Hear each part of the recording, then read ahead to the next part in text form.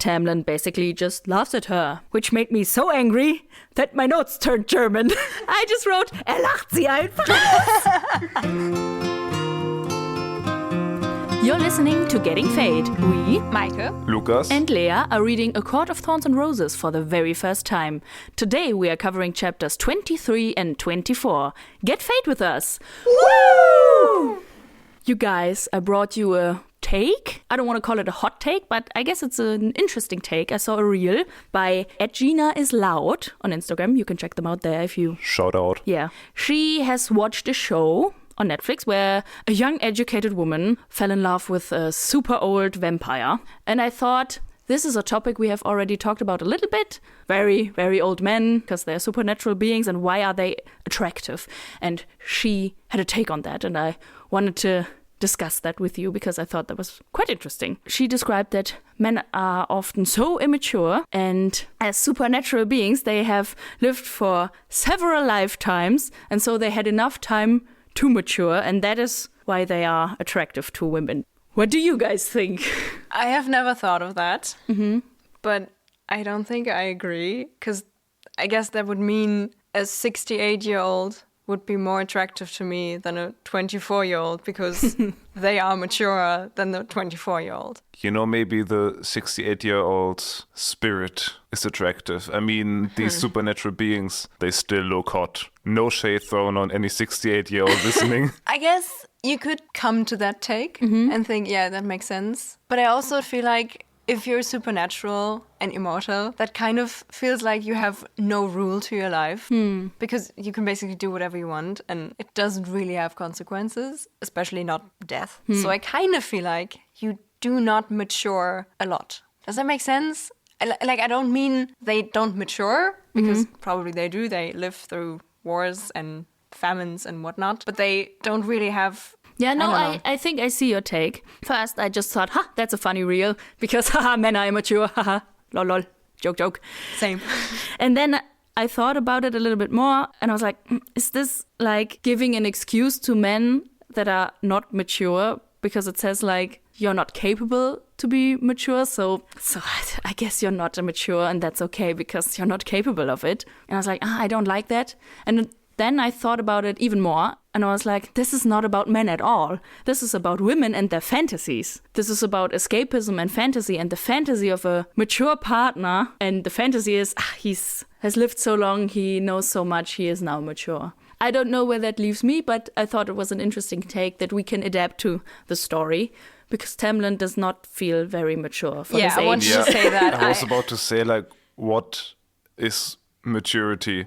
Like, is Lucian really mature just because he's, 300 years old? I mean, he's a big goofball, and Tamlin, I mean, he has had enough time, several lifetimes, to develop the skill of emotional intelligence, and he didn't. No, he didn't. So, I don't know if I fully agree with that. Yeah, but I thought it was an interesting add-on to think about why these fictional male beings are attractive if they are so old. Yeah, maybe it has a part to do with that, but maybe they're just, they're powerful, sexy boy. I think, honestly, the thing why they are attractive is because they still look 24. Yeah. I think it's like the mixture of, you have been through so much, but I cannot see it. I can just touch it when I get emotionally attached to you. Maybe that. Yeah. I also feel like 24 is just the best age to look, you know. Maybe my mind will change in a year, but I'm pretty positive on that, yeah. I think it might change in 2 weeks when I turn 25. Yeah, true. Well, having discussed that, let's maybe dive into the chapter. Wait, before we get into it, I have a little intervention. Oh, yeah. For you and me.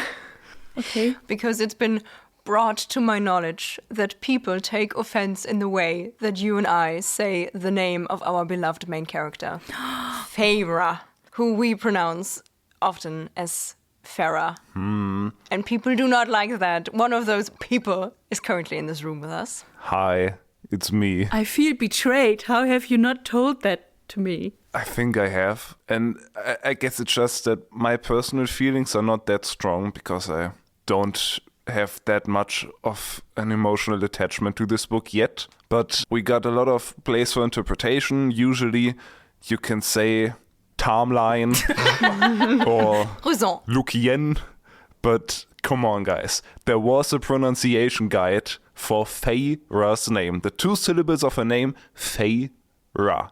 And I get that maybe Feyre sounds less dumb. But I mean, I try to, obey the book here. I think for me, it's a mixture of 2 things. First, before we got the pronunciation guide, I kind of thought she would be pronounced like fair. I think that's what I thought. I said it in the session 1 thingy. And then it's hard for myself to bring myself to say Feyre, because this is a book about Fae. And something in me doesn't want to say it, but I will do better by everyone listening. And I will proceed to call her, my girl, Feyre. We can do a little poll on Spotify, if you're listening on Spotify, where you can tell us how you pronounce the name. Is it Feyre in your mind, or is it Feyre, or is it Jessica? Tell us. Fruity girl. Fruity girl. I mean, I hear you. I will try to better myself. The thing is, it's not even that I think she's called Feyre. It's just that I try to say her name a little bit faster, because Feyre is so long and flowy. And I'm like, Feyre, And then it just mushes together. But okay. I guess. Let's shake hands on doing better. They are currently shaking hands. I will try my best. You may correct me if I fail. Feyre. Yes. Shall we then proceed? Yes, please. Let's dive on into the chapters. Chapter 23 is quite short. Very short. And Meike, you said that when a Sarah J. Maas chapter is very short, that stuff happens and it's intense. And you lied to us. You lied to us, Meike. How dare you? I guess she can break her own rules. Well, she is the author of her own world, and her world acts upon her ruling. And her ruling is that Feyre and Tamlin go on another little date. They are chilling on a picturesque glen with a willow that is overlooking them. And that's it, basically. And yeah, I really liked how she started the description of where they are, because she does not start with, I could not imagine how I would paint this. But she's like, I'm wondering how I might be able to incorporate this into a painting. And I was like, yes, Feyre. Growth. Self-confidence. And also, we've talked about this earlier, that there is a time and a place for these thoughts. And now she's not standing in a pool of blood of a dying fairy, as she was a few chapters ago when she thought about, how am I going to paint this? This is just a cute little date on a glen, and sure, we could call it the right time and place. Yeah. What I liked about the date is that this time it's not a starlight pool or anything super fancy, but it's just a normal place where they can be kind of normal people. Because I think that's often the case in like those reality shows. They have such special dates. They like skydive or go on helicopter rides and then swim with, I don't know, dolphins and stuff. There's always action. Action. So it's always so special. You can't even differentiate if it's special because of the person you're with or just because of what you do. So I really like that they just sit down and have a chill date and still like each other. And that's a good thing. Even in comfortable silence at moments. And that's good. That's, a step you have to take in a relationship. A positive sign, yes. Yep. And, as far as dates go, on this kind of date, you can talk to each other. Like if they were skydiving, I don't think there's a lot of talking going on at that point. Just I don't a lot know. of screaming. Yes. But it is not a truly normal, regular place because this willow is singing. The what is what? What do you mean? I don't hear anything. Yes, this sparks the main plot point of this chapter. Feyre cannot hear the willow, and he can. And that is why he then proceeds to open up her senses to the Fae realm world so that she can hear, see, and feel and experience the Fae realm, how it truly is, and not how she has seen it before, which is apparently not the way it actually is. I loved how Feyre... I said it correctly. I love how Feyre reacted to him telling her the willow is singing. Because she goes like, the what is what? And I love those moments where Feyre's personality comes through.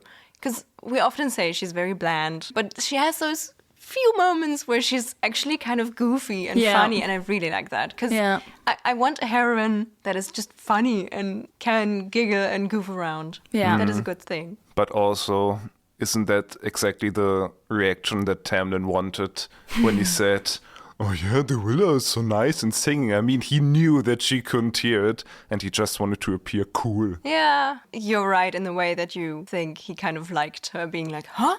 What? You can hear special things and I He likes cannot? to be in power. Yeah. Kind of. Well, it's Tamlin. What do you know?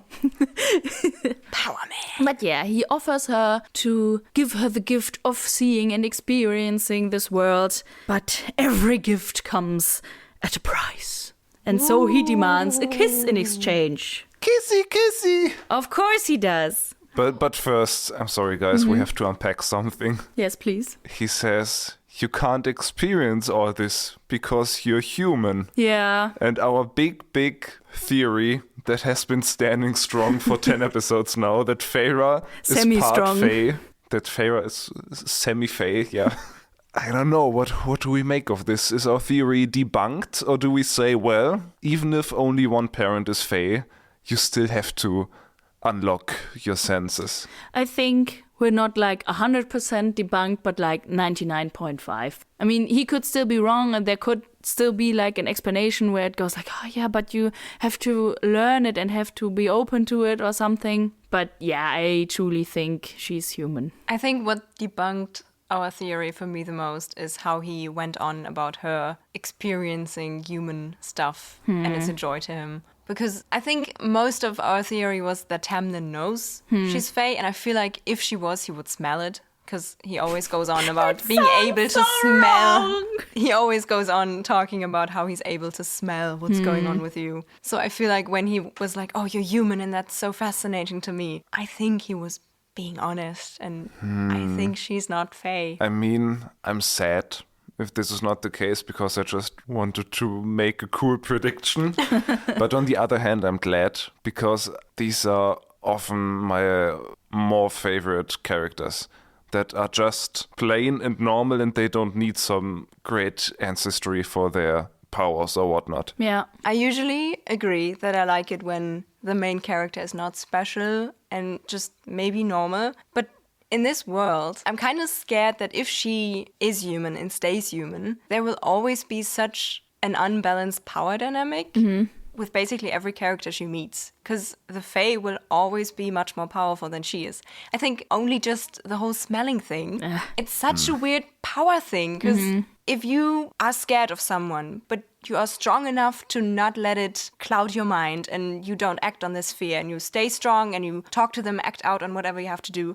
But they are like, I can smell you're scared. That's such a weird dynamic because they always will know more than she can know. So we can conclude that the best thing to happen for this story is that Feyre is no one concerning her ancestry and she gets a little Fae potion that elevates her to some Fae Yes. being. I was just thinking kind of the same thing. Maybe there is a way how she can accumulate power. Maybe under this mountain or whatever the quest, if there is a quest, we will see, will be she will like become some powerful being or a bit more powerful than she is now. Maybe in the end she will still become a queen of some sort. And Well, we have speculated if becoming High Lord gives you some type of power. So maybe if she at some point will ascend to High Lady or whatnot, she will be dipped in a pool of magic potion and then she comes out Fae.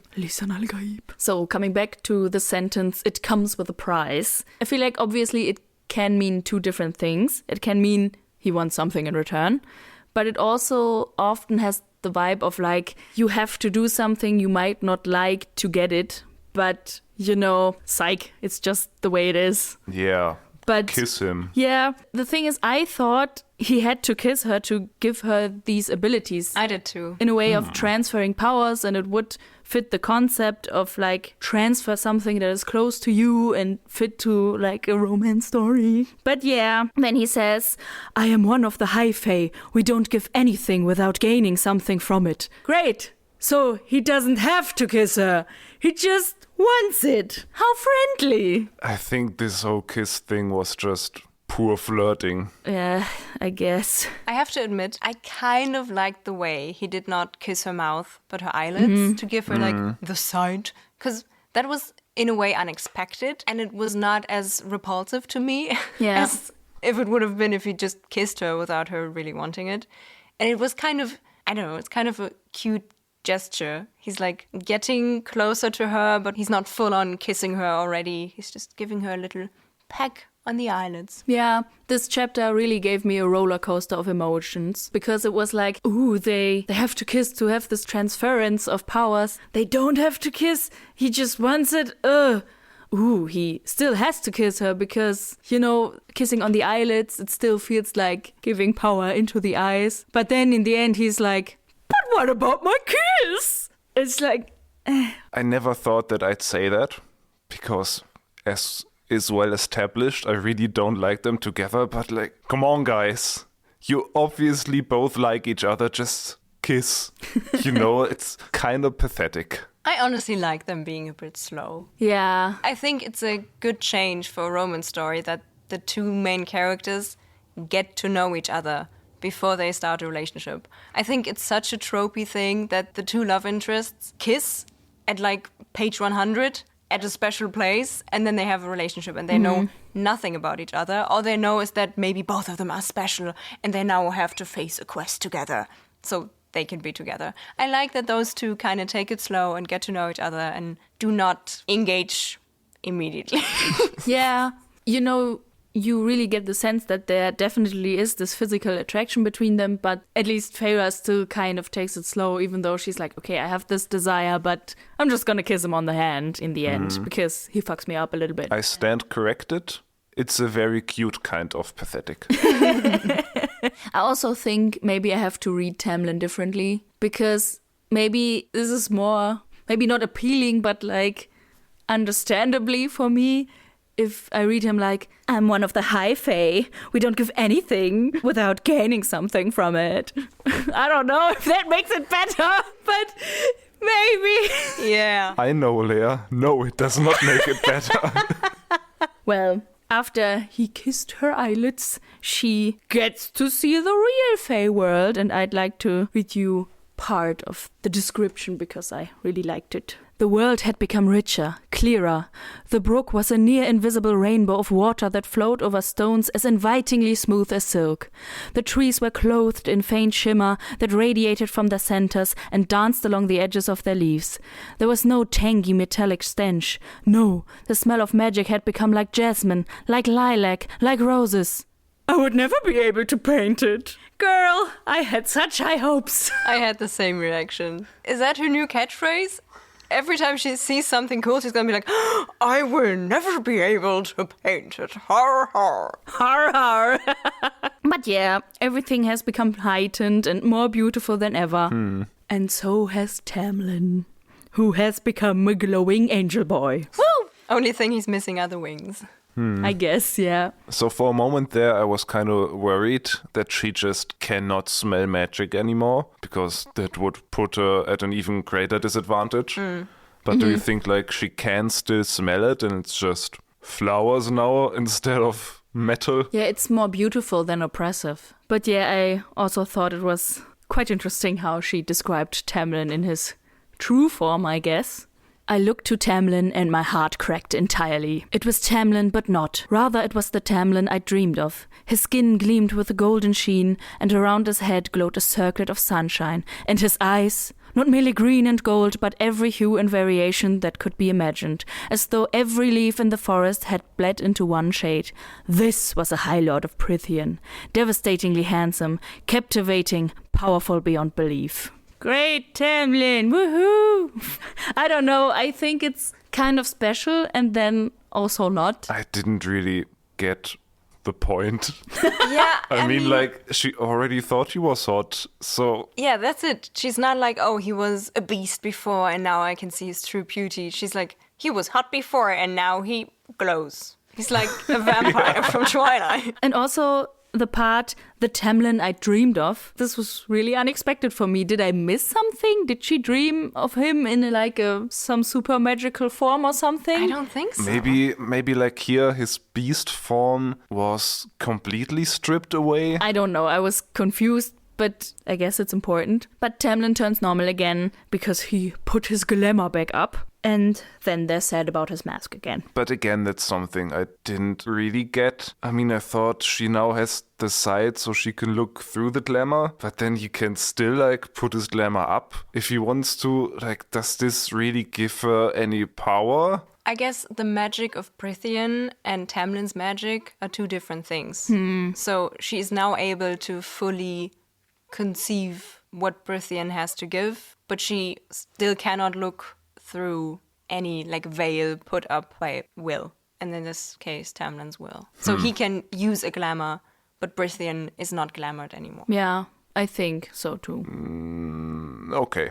Just deal with it. I accept it. Soft magic system. Like now she can see Prithian's beauty, but because Tamlin doesn't want her to see his beauty, he can keep her from seeing it. Yeah. With his magic. I guess.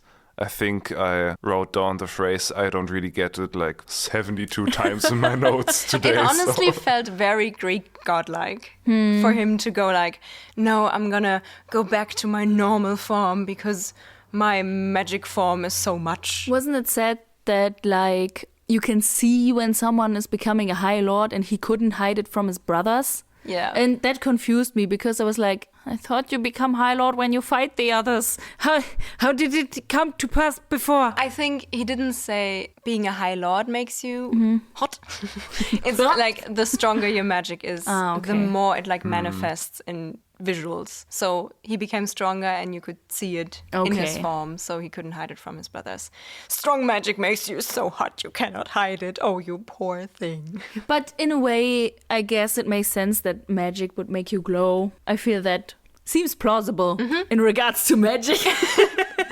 Yeah. Speaking of the masks, Feyre has these few thoughts in her head that I found interesting. She says, like, I don't know why the mask bothered me so greatly, and I wondered when I'd grown so shallow. And I feel like these sentences indicate that there's more to the masks. And I'm wondering, are they just like a metaphor or symbol for the Blight?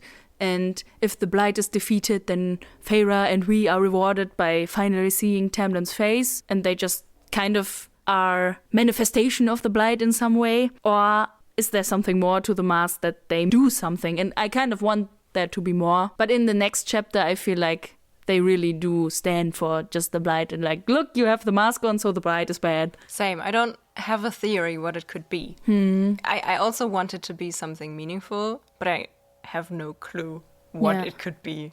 Nothing makes sense. Or maybe Tamlin has his evil master plan written on his forehead. Probably. But because she is like upset about his mask and so is he, and then he tries to be a little bit flirty and he's like, what do you imagine me to look like? Did they listen to our last podcast episode where I said I want her to describe what she thinks looks hot? Thank you, Feyre. Yeah, and she does describe him not very uniquely. High cheekbones, slightly arched eyebrows. A strong, straight nose. Yeah, and that's it. But yeah. Yeah.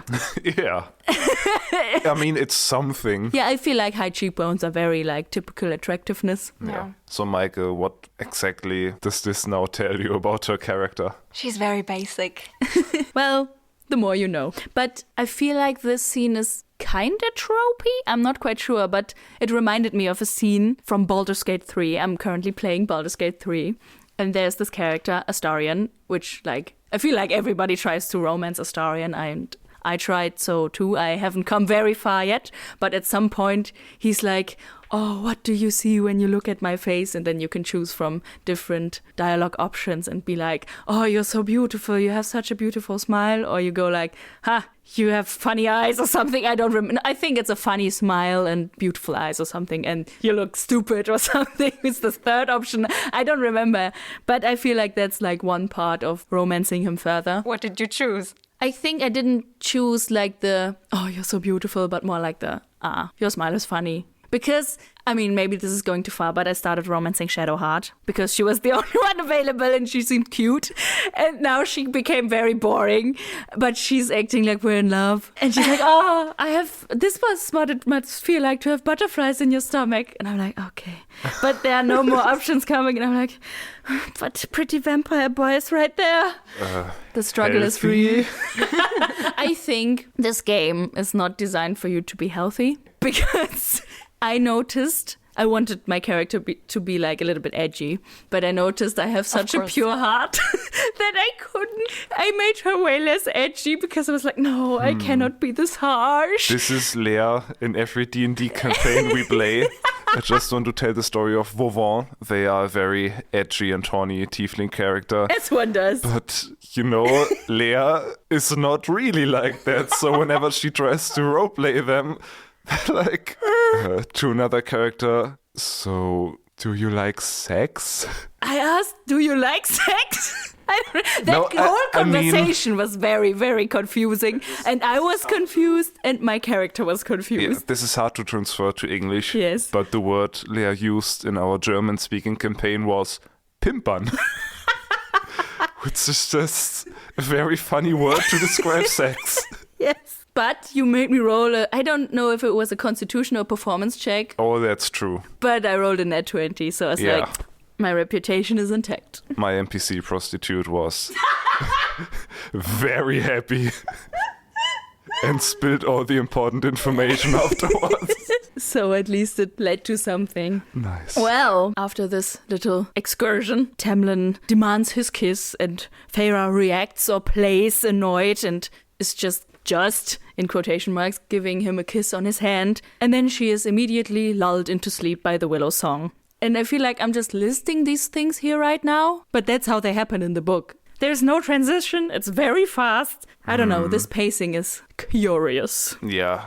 But that also made me wonder, did her not having the sight, protect her from the Willow song? Is that a bad thing that she now has the sight? Is maybe that the price she has to pay?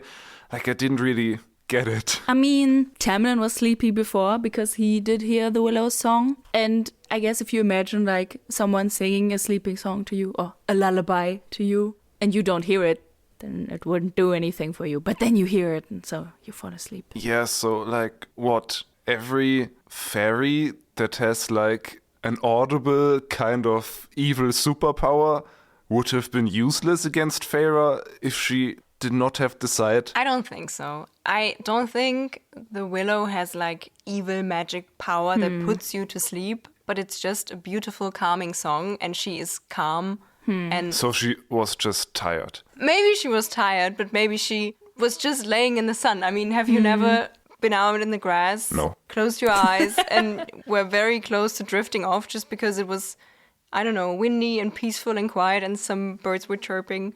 I think that's what happened. The song of the Willow was just beautiful and calm and it made her sleepy. I agree. I don't think the Willow is evil. No. I feel like the evil characters we have encountered were usually made to be some sort of weapon working against Fae and also mortals. If your evil superpower would be used in an audible way, then I feel like that wouldn't be hidden behind a glamour. Okay, so maybe her falling asleep so quickly was just a further sign that she feels comfortable around Tamlin. And maybe that she's not used to all what's coming now. You know, she's not used to that song because she's never heard it before. Maybe, yeah.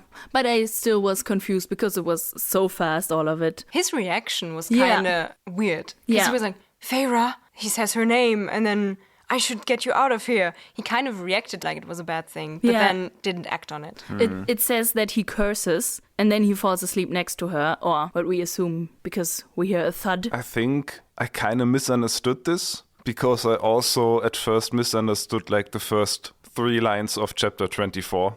When I started reading chapter 24, for a moment I was so excited because she wakes up and sees a woman covered in bark. Mm-hmm. And I thought, yes, evil tree lady abducted her. Blood is happening. Stakes are staking. I also thought she was maybe getting abducted. And I think you're meant to think that because I mean, we're heading into chapter 24 territory now, but it says, no, I checked, this was actually my room. So Yeah. you're meant to think, huh, where am I? What the fuck is going on? I think the way the end of chapter 23 is described, one could think something shady is going on because, as you said, Tamlin curses and is shocked about her reaction that she falls asleep. And then she does not see Tamlin again. She just hears him. And then he talks again, so she probably recognizes his voice. But then again, it could be something imitating or something. But this is all resolved very quickly and not So I was cool excited kidnapping. for 3 sentences and then I was bored again. The suspense of this book is so off. Yeah. I think I will get to this later at a point where it's even more prominent. How weirdly this book is written in terms of suspense and knowledge and not knowing what's going on. But here it's so casually written how he falls asleep next to her and how she wakes up that you do not know if you are supposed to think something is wrong. Especially because she does not wake up where she fell asleep Yes. again. She's just in bed. The next morning she's in bed and you're like, oh, okay. But I thought the ending was cute. I didn't interpret as much into it as you apparently did, because I just thought he was like, oh no, she's falling asleep because this magic of Prythian is stronger than I expected for her. And then he's like, oh well, guess I'm gonna sleep next to her. I thought it was kind of cute That's that cute. he just plopped down next to her and they did a little nap. But do you know what happened off screen or off page? She was like a little toddler when you fall asleep on the couch and then Tamlin carried her to bed. That was the best feeling ever, when you fell asleep in the car and like a parrot would pick you up and bring you to bed. Did you sometimes pretend to be asleep? Always. Yeah. Same. My dad once tricked me because we drove into our garage and I pretended to be asleep. And then I heard our door close and I heard footsteps and I thought he had just left me in the car. And I opened my eyes because I was scared and furious. And my dad was standing close to the window and just looked at me and was smiling. I was like, ha, I knew you weren't sleeping. That's so cute. He still carried me to the bed. Aww. Yeah, I think my parents once tricked me too because they knew I was awake and they just left. And then I went after them and was like, no. But they didn't like close me in a garage or something. I was able to get out. They were not irresponsible. Good. No, but before we head into chapter 24, I'd like to decipher another sentence. Yes, please. First of all, a little side note. We get to learn what Tamlin smells like. Very important. We learn that he smells like spring rain and new grass. Okay, we added that to our knowledge. Are we sure that he smells like that? Or did it maybe rain the day before and he smells like that because he laid in the spring grass? Have you seen this video of this dog that is rolling on freshly cut grass? It just turns green. Yes. Maybe he rolled in fresh cut grass and that's why he smelled like that. I think it's once again another Sarah J. Maas thing, because I remember that she would often describe the way characters smelled with like earthy scents such as pine and lavender and sea smells. I guess salty. So earthy, the sea. But yeah, I guess it makes sense in a medieval fantasy setting that you don't smell like scented perfume, but also to smell of pine and wood and blah blah blah. I don't know if that is accurate. It sounds like a perfume for men or something, Yeah. or like a deodorant. Cedar and whiskey and leather. I can just see the black and white dude chopping wood topless in the advertisement. The good advertisements. But the sentence I actually wanted to unpack, when he falls asleep, he says, "You're exactly as I dreamed you'd be too." And I was like, What? excuse me? She never said that out loud. Can he read minds? Yeah. What is going on? Same. What? I was so disturbed by that. I didn't catch that. Because like Early in the earlier- chapter, she says this magic Tamlin she can now see looks how she'd dreamed Tamlin would look like. So she thinks that. Yes. Well, she's telling us, so I guess it's her thought. Yeah. And then he's like, "You're exactly as I dreamed you to be too." Okay, I just read it and let me just ask, what the fuck is going on? This opened up two questions for me. First, the one we just had, can he read minds? And then No, the he can second one, smell minds. when he dreamed of her being the way she is, does that mean he expected her arrival? He Yeah. knew she would come. Yes, exactly. When did he dream? Yes, because he knew what she was like when he abducted her, I guess. Well. It could mean he had a dream of her the night he took her, and then he imagined how nice it would be to have her living with him. But it could also mean he had a dream like 200 years ago. Maybe Jesus. 10 or 2 weeks, I don't know. But that in the past, he had a dream of her, so he knew she would come. Because she's special. Yeah, the thing is, maybe he did actually have this situation in the barn where he abducts her, that he sees her standing there. Oh, I am in love. She is in the the barn? one. Shed, wherever she lived before, you know. I mean, the barn is where the Isaac action happened. Yeah, I'm sorry. I did not mean the barn. I meant like the hut. Maybe Tamlin watched them. Oh, no. So yeah, but then why would he just like say that? Isn't that kind of stupid? I think maybe because he was getting so sleepy, and maybe he's actually really getting comfortable with her, he didn't think of it. You know, it was a slip of his mind, because for him, maybe he cannot always differentiate between what she said and what she thought, because he can read minds. There are a few instances in the next chapter as well, but I truly think we are given hints again and again that he's not all that he seems to be, that there is something villainous about him. And I truly, truly want that to be true, because this would make this story so much better. And there are hints of this. And if he is not, what are these passages? What is he? Ugh. All we can do now is hope. And pray and read. If he turns out the villain at the end or earlier, I think I can forgive this book everything that happened. Yes. I think he could also be like a tragic villain. Feyre is sad that he has some other motives because she was still truly in love with him. I can still see that happening, that he's not like the villain, but like he has done something that she does not approve of, something villainous, but she saves him. And then he dies. Maybe. But yeah, I think it also would make her writing a lot better. You know, we would feel like Feyre, or maybe, no, we wouldn't feel like Feyre, we would feel more than Feyre. We would see it coming and be like, this is weird, something does not work here. And this is intentional. And I would want that. Come on. Sarah, we believe in you. We still believe in you. Yes. I'm just imagining all the listeners that know the book, and half of them go like, yes, this is happening. They're reading it the right way. And the other half is going, oh, these poor souls. They will be so disappointed. But yeah, don't tell us. Nah. Yeah.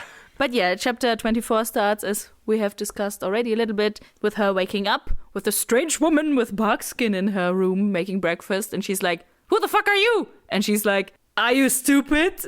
I am Alice. And I thought this reveal was very, very funny. I liked it a lot. So she still wears her bird mask, but she's just like covered in bark, which is interesting. Like, is this just how all the other Fae see her? I guess so. I think it was an interesting reveal because I thought that fairies would look very much different to humans. And then the high fae would look what we, know of the elves in Lord of the Rings. Just more beautiful, enhanced humans. And now we know that Alice is high fae. Do we? Yeah, I think so. That's the question. Like, maybe this is the reveal that she's not high fae. I think our thought in the beginning when we got to know Alice was like, she looks human, so she must be high fae and not a fairy, but maybe she is a fairy.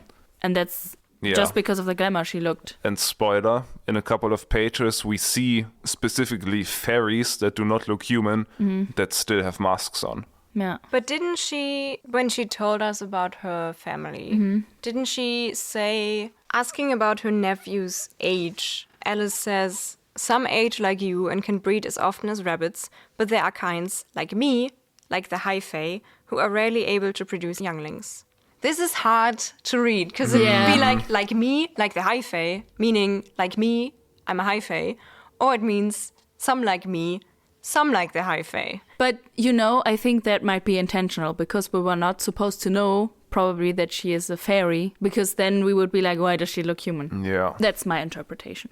But yeah, she is a bark woman, but still Alice, and we love her. And now, as Feyre goes down to breakfast or to meet Lucien and Tamlin, she sees that throughout the halls there are dozens of servants and employees and a lot of fairies wearing masks, looking all kinds of non-human. She could not see them before. They were there the whole time. And Lucian and Tamlin explain it with a sentence. We made sure you couldn't see or hear anyone but those who were necessary. What the fuck? I mean, this is kind of good, not in the context of the story, but we wondered, like, why is this mansion so empty? That feels weird. But to kind of just suddenly retcon this in the middle of the story, that's just, I feel like a weird choice storytelling-wise. I don't think it's a retcon. I think it's meant to feel weird because it's not the way it is and something is off. And that gives me hope that all the other weirdness is also intentional. But... Sure. Yeah, get into the weird shit, please. So offended. He probably objectively did things a lot worse than this. But this feels like such a violation. This has the making of like, ooh, I would choose invisibility as my superpower so I could sneak into the girls' changing room. Like, what the fuck? You can't just not know about people around you. Yeah, whatever she did, she was always watched by other fairies and she didn't know about it. It just feels so wrong. But I wondered, in like 100 chapters ago, when she heard those weird sniffing sounds and giggles, was it maybe the fairies Probably. she couldn't see? Yeah. Probably. I mean, That's what I thought. They could have been curious about like, ooh, immortal, let's sniff them. Yeah. But, I mean, the sound is obscured, so why did Maybe this they spell, were like, so break? close.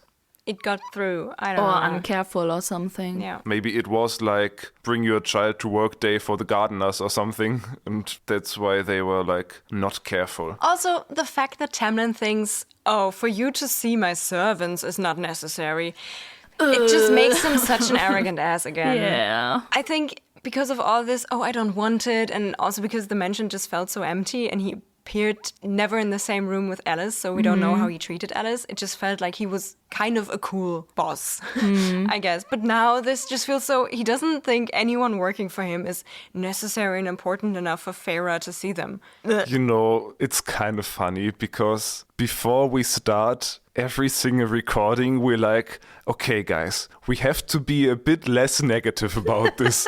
We have to see the positive things and we have to kind of project that we also like these books. But in every episode, it ends up with this, and for good reason. I said the kissing the eyelids was cute. I can say whatever I want now. The heartbreaking thing is, it is not Tamlin who says that. It is Lucian who says that. This bitch.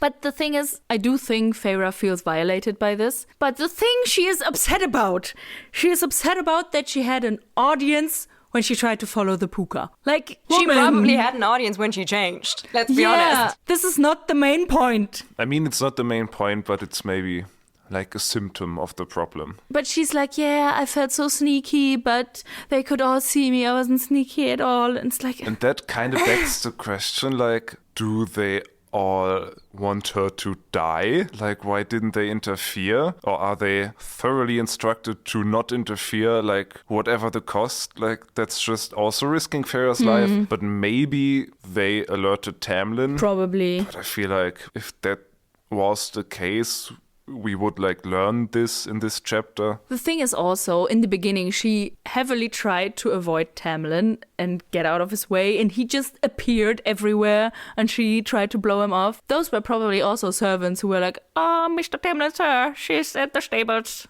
Go get her. At the stables. We pray for you, my lord. Save us all. Hee-hoo. That's my fairy impression. The only thing I liked about the beginning of this chapter is that Lucian does not glamour his eye. Because now we know, as a high fae, he probably could just change his appearance and act as if he had a second functional eye. But he doesn't, because he's confident in himself enough that he doesn't need to do that. And I like that. But we also do not get to see his true form. He has put a glamour up to appear, as he always does, which made me a bit sad. Maybe that is his true form. Yeah, maybe he's not a glowing angel boy. I mean, he's not as powerful as Tamlin. Yeah. So maybe his true form is an anthropomorphic fox. Maybe. But yeah, Feyre is upset and Tamlin basically just laughs at her, which made me so angry that my notes turned German. I just wrote, lacht sie einfach aus, which says he's just laughing at her. But it doesn't sound half as upset as when I write it in German. Alter, Tamlin ist so ein fucking Arschloch. Ich hasse ihn. Ganz ehrlich. But yeah, after that, they kind of talk about how glamour works and all the shenanigans around it. What are the rules? And Tamlin explains that Feyre could see the fairy that was injured and the Naga because they do not belong to his court, but to someone else, to another court. I want to nitpick about the other part, because he goes like, the puka belongs to wind and weather and everything that changes. And I wondered if he just means it belongs to nature, or if it's a case of like, we have in Game of Thrones or House of the Dragon, we have like the House of Flame and Shadow. No, wait, that's another Sergio Mas book. In Game of Thrones, we have the House of Fire and Blood and Sea and Salt, or Salt and Sea, and stuff like that. So if we maybe have a house that rules over wind and weather and everything that changes as like an obscure way to say maybe the House of Change. Yeah. I like that thought. I mean, these could be like the titles of the next books, because I feel like Tamlin's house is maybe the House of Thorns and Roses, or the Court of Thorns and Roses. And then the next one is Wind and Weather. Yeah. The Court of Wind and Weather. Court of Wind and Weather. And Change. It certainly fits like the vibe of how Prithian is built up into the courts, because they all have like seasony, springy, That could weathery. be the Autumn Court, like Wind and Weather. Yeah, or the maybe. Winter. Yeah, and But- also Change is a big autumn thing.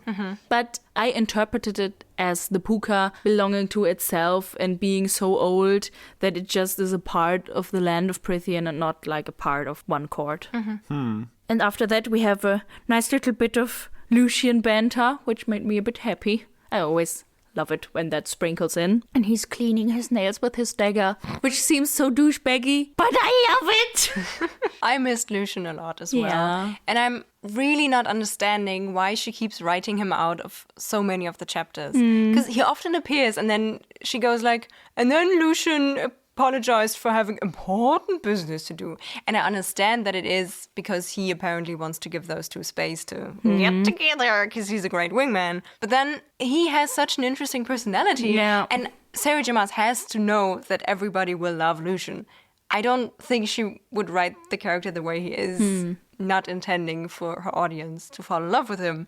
And then she takes him from us all the time. And I don't want that. I think he's so funny. He highlights every chapter. I still have the hope that he becomes even more important. Yes, I And want him to gets a be a bigger role. main character. Yeah, the POV character. No, I don't think that would be so no, funny. it wouldn't. No, He would be annoying, I think, as a POV character. probably, yeah. You know, I don't even want to say that, but he could also be the lovable side character that has to die to set the plot in motion. Oh, No. End of discussion. Okay. Instead, he notes that Feyre has been busy and asks jokingly, if I offer you the moon on a string, will you give me a kiss too? Is he jealous? And if yes, of whom? Is he jealous that Tamlin and Feyre spent so much time together? maybe. But also, even if he's not, I like how he teases Feyre. I think what I like even more is that Tamlin apparently went to Lucian and was like, I kissed her eyelids. And then I kissed her asked for a eyelids. kiss back, and then she kissed my hand. Just my hand, but still I liked it. And then we cuddled in the grass because she was falling asleep. Makes him seem cute. Yes. It also, like, the way you describe it seems a bit like he has to give a report. Like, we know there is some plan going on where he has to fake something, or I don't know. He has to do something that he wasn't doing before. Even if it just is to start a relationship with Feyre. Maybe, yeah. But Lucian is like, okay, how much progress have you made, my man? What? Only the eyelids? This is not enough. You have to pay up for the bite. Next This was time, not go for the okay. cheek at least. Come on, man. We had the cheek sketched a month ago already. But regarding all this glamour stuff and different Fae from different court, Tamlin emphasizes that Feyre should be careful and not engage with anyone that gives her a bad feeling or bad vibes. And this is to protect her and also to protect them, because otherwise he would have to kill them, which would hurt his heart, because he's just such a noble guy. So he did put her at risk by opening her eyes to see whatever is in Brithian. I guess. I guess. But I mean, he already told her before, like, if you see anyone, don't talk to them, as if they wouldn't notice her. I mean, he said then that he put a glamour over her when they met the ACOTAR. The Etter. So there might be a possibility that she's just walking around under a glamour constantly, and that's why nobody sees her. But yeah, if she sees them, why wouldn't they see her? It's not like she's a master sneaker or something. Or maybe if she's a huntress, but yeah, feels weird. It turns out that the blight is getting worse again, but only in other territories for now, as Tamlin assures us. And Feyre implies that she worries for her family, and Tamlin's lips become a thin line as he said, it'll be fine, which seems very reassuring and is one of those moments where I'm like, there are hints that he's this villainous person that, I don't trust him. And we had a lot of these hints. Mm-hmm. And I want to know what is going on. We have to be careful to not just project our own hints that we want to read into the story.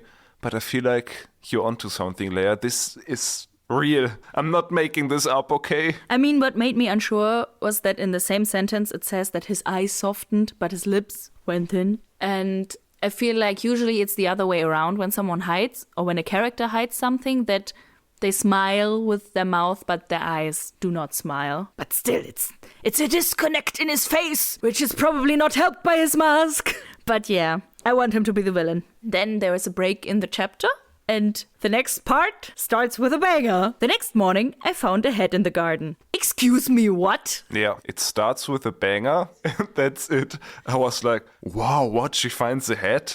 Is this now a plot? That's what I meant when I said the suspense just a prank. Is so off in this book. Yeah. Because starting with a sentence like that after a chapter break is very cool. Yeah. I really like it when you just casually drop a big change. And I think there's like this writing rule where you say don't ever finish a chapter in the same tone as it starts. So if you have like a casual beginning of a chapter, ended suspenseful and big on a cliffhanger, and that's kind of what she did here. We had like a la-di-da-di-da-di-da-di-da beginning of chapter 24, and now like bam enters the chat and everything is insane. But no, nothing is insane. It's just there's one sentence and then the rest of the chapter they talk about this head. Yeah. That's all that is. And I don't know why. I think this book has so much potential to be suspenseful. Yeah. But we kind of don't end chapters on big cliffhangers. I think the most cliffhangers we are left off on is because we talk way too much into it. Yeah, that's and hype probably ourselves true. up. The book doesn't really give us anything to hold on to and to be hyped about because everything kind of resolves by the next page. Yeah, that's the thing. There's a big thing happening and what is this? And then it's like, oh, it's nothing. Don't worry about it. But I want to worry. Give me something to worry about. It turns out that the Night Court's idea of a prank is to behead a person and spike their head on top of a fountain. And that is what happened. It was just a prank, bro. It's very accurate, though. Pranks getting out of hand is what happens nowadays in our normal world, too. So, weird people doing weird and offensive pranks checks out. Yes. Do you think Spring Court and Night Court are in a prank war? I hope not. That's the big deal. He's like, I have this big prank and we have to go under the mountain because there's my slime pit. And then we throw the king of the Night Court into the slime pit. Who cares about this blight? The blight is just a prank. But it's kind of nice because the Night Court like leaves its logo on the head. Yeah, they branded him with a sigil, which is actually kind of cruel and not so funny. Nope, I thought it was funny. Okay. Well, the sigil is a mountain with 3 stars, which is interesting. Sounds cool. I like it. Oh. Sounds neat. But yeah, none of them recognize the High Fae, so he's neither Spring or Autumn Court. And yeah, when Feyre asks why they would do that, Lucian gives the enlightening explanation. They're all sadistic killers. They delight in torture of every kind and would find this sort of stunt amusing. Thanks for nothing. I guess they're cruel, but this doesn't explain this here now. Guys. Tim the Night Guy. Yeah, he had to do it. I don't know if he did it, but I mean, Tim the Night Guy felt like he was going to be important later. The Night Court now feels like it's going to be important later. For a second, when she found this head, I thought it might be Tim the Night Guy. who was killed because of whatever reason. Because she goes on like she cannot make out any of his features anymore because he's so hurt and stuff. That's the thing. She never looked at it. It could still be Tim the Night Guy, right? Or did she look at it? I think she would have recognized Yeah, I thought Tim the Night if Guy. it was him, it would have been revealed. At the end, at latest. She would be like, oh no, when I looked closer, I saw that he was, I don't know, wearing the same hot boy. earring. I don't know. Yeah, I thought it might be the head because it kind of felt too obvious for him to be the one who did it, but it probably... I mean, when was Colin May? It was like 2 days ago? Yeah, maybe. Yeah. Tamlin came home from Callan May. They had the assault situation. And then it was the next day. They were mad at each other. And then they apologized. And then she left the door open. And then it was date time. Yeah, I guess. And then the next day. So 3 days? I guess. That's a long time for him to chill in Spring Court, though.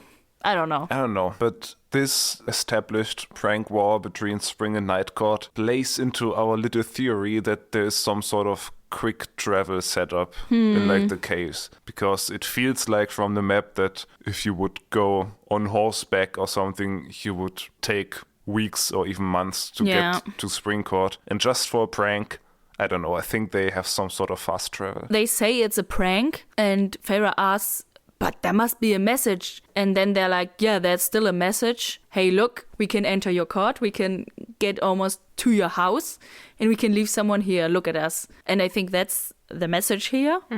So I think we learn in this chapter that the Night Court is surrounding Spring Court and waiting for the Blight to give them a chance to attack. Yeah, and I that's how I wondered understood it. why Spring Court? Because it's pretty far away. So does that mean they just have a special interest in Spring Court because of Tamlin or because of Feyre? Because someone who was apparently from Night Court met her in the forest. So That's a maybe good during idea. Calanmai, he was made aware that a human now roams in Spring Court. And he alerted his like official High Lord boy and was like, there's a human there.